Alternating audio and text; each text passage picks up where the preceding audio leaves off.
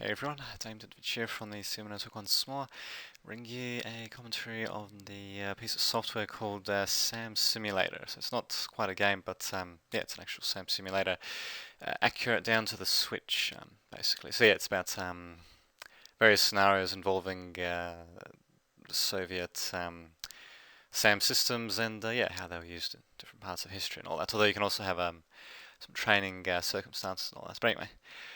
Yeah, have a look at the particular scenario. Sverdlovsk, 1960, during Operation Grand Slam, when an American U-2 spy plane was shot down over Soviet territory. So, quite an interesting story, actually. You probably should read about it. But anyway, so starting off, and yeah, I'll be commanding one of these 6 SAM batteries. It's going to be the SA-2F in particular, is the one that we're going to be commanding.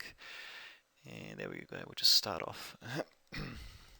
So, yes, just start off by turning the SAM system on, and yeah, there is quite a bit to try to explain, so I won't quite try to explain it in this one video, but hopefully you'll learn a bit as you go along. So basically I've just turned the system on, activated the antenna for its little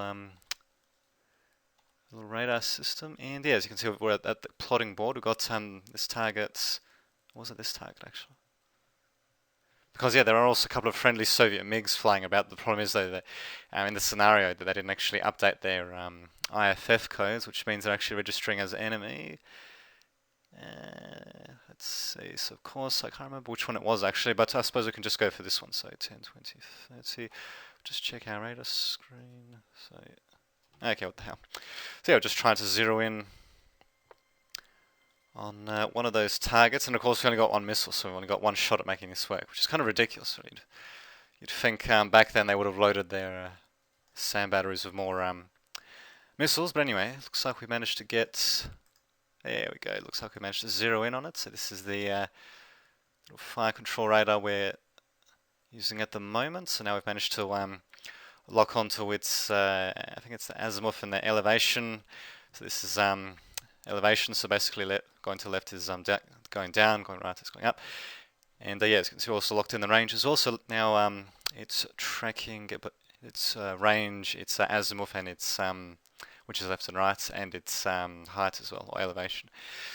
So yes, basically check. So it's a high flying target. So yeah, basically we'll just start arming our missiles. So we'll just well, it goes from 0 to 3 to 6 to arming all of them, but we've only got one anyway, so it's going to be arming that right now. We'll just set the thing to live fire.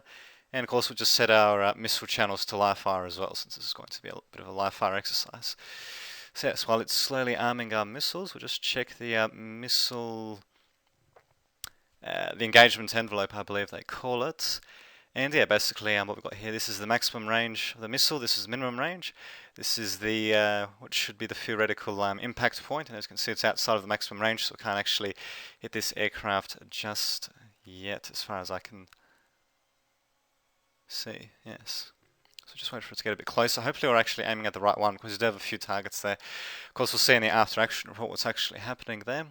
And yeah, the plotting board, as you can see, it is updated every minute, so these little dots here, I don't know if they'll show up on the video, but they indicate where the aircraft was from 1 minute to the other. So now we've got 2 aircraft coming in from the southwest, and we'll just wait for this guy to get a little bit closer, then we'll actually fire at the bastard. So there we go. So as you can see, this well, this green light indicates that one of the missiles is ready just about. We just need to synchronize the launcher to the fire control radar. There we go, all synchronized. And there we go, it's just barely gone into the missile launch envelopes. So just launch the bastard and we'll see what happens. So yes, I mean, apart from trying to pick out the right target and all that, that's interesting. It's okay. If I didn't know any better, it might be actually two. Ah, that's right, 2 targets are very close to each other. But anyway, see what happens. So yeah, this is the target here. Although for some reason, just see. Ah, crap! We lost one of the locks though. Damn it! We're going to have to. There we go. Realign that bastard. Alright, so for some reason it wasn't able to sustain the locked on position. I'm not really sure why.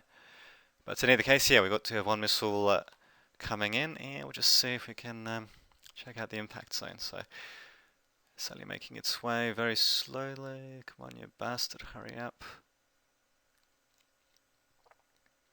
should see a nice little explosion. There we go. We got it. Oh no, wait, it actually missed it, I think. Damn it. Well, so much for that. Alright, then I guess, I don't know, I could just tell it to manually detonate, although, yeah, I don't think it's going to make much difference. So I don't know actually if it detonated or not, but I guess we'll just check the after action report, because it's possible that it might have detonated, but even though the target must have shot up here, it might just be the actual remains of the target, just the husk of it. But well, in either case, we'll see what happens. So just check the after action report. Oh, and yeah, in the background, we've also got the manual as well. So unfortunately, we didn't quite hit it this time. So much for that. We'll try again in a second, I suppose. Yeah, and we're back. So we'll just try going for that scenario once again. So Operation Grand Slam. Just read a bit more about the way the missile launcher actually works, because yeah, I'm still a bit new at this actually. And yeah, it turned out I could have actually shot it a bit, shot the aircraft a bit earlier because of certain circumstances. But anyway, I might just demonstrate in the actual video, provided that we get to that stage. So we'll just turn on the fancy surface-to-air missile system.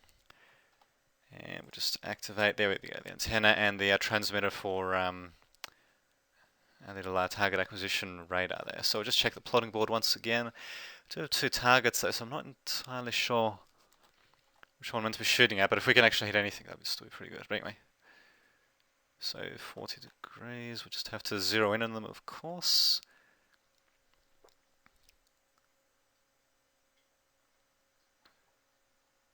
And we should be able to zero in them just a second.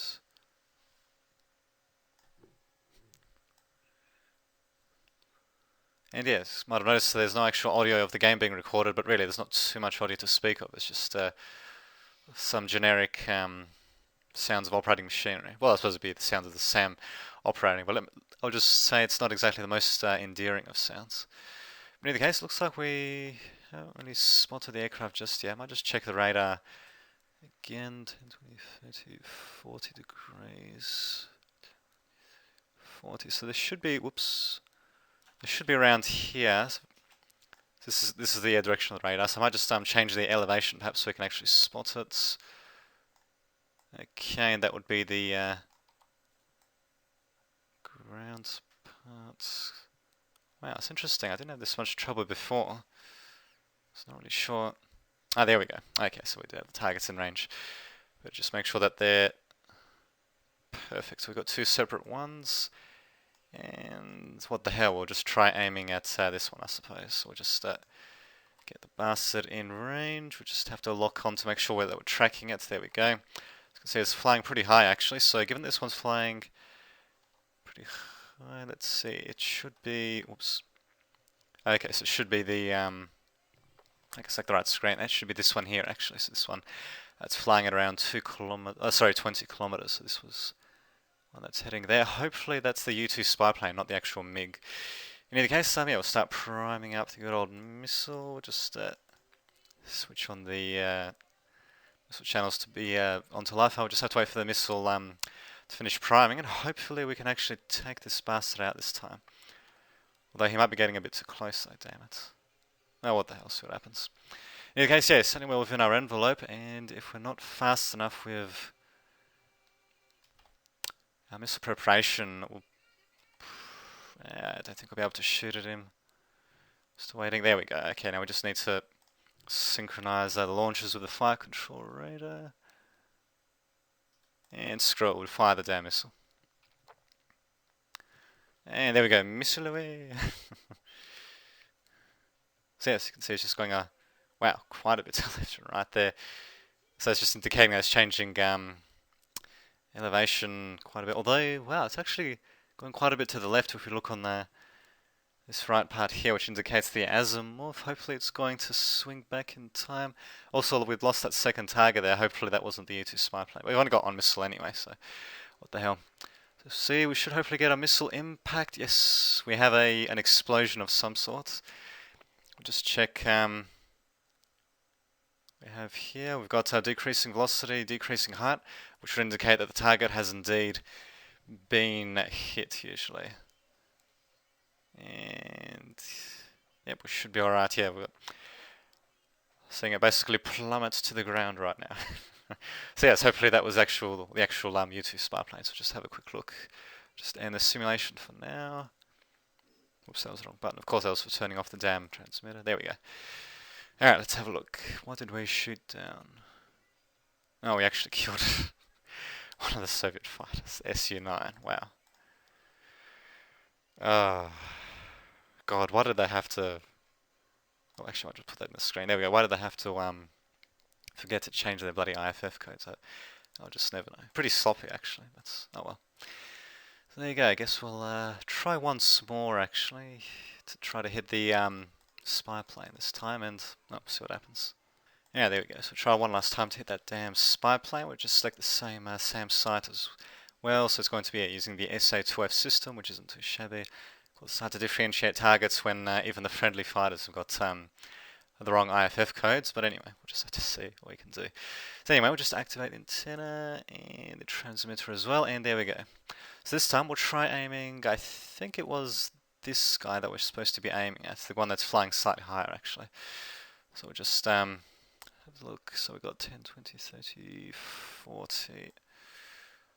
Alright, so we'll just try to zero in on the one that's a bit higher. So 10, 20, 30, 40. Let's just have to try to spot the bastard. Okay, we've spotted one. Let's see, is this the... Okay, there we go, so we've got two of them. Let's see, so this one's the higher one. So yeah, if we lock into this one, there we go, we'll just lock onto the, there we go, so now we're just tracking a bastard. There we go, so now we've got it in our sights. We'll start loading in the missile once again, setting the thing to live fire mode. And there we go, hopefully we should have this one in the bag. I might just turn on missile envelope again, although I reckon we should be right in either case. Yeah, I've learnt that, because yeah, this thing here shows, I'm pretty sure, the maximum range. If it's not flashing, then it's not actually above the engagement envelope. Same with this bottom one, which is min range. If that's not flashing, then it's not below the engagement envelope. But anyway, I have to see what's happened. There we go, one of the missiles is finished repairing. Now we just have to get the launcher synchronized with the fire control radar, and there we go, missile away. Hopefully it should work this time. Oh god, I can't believe the angle that actually launches that, god damn. Yeah, well.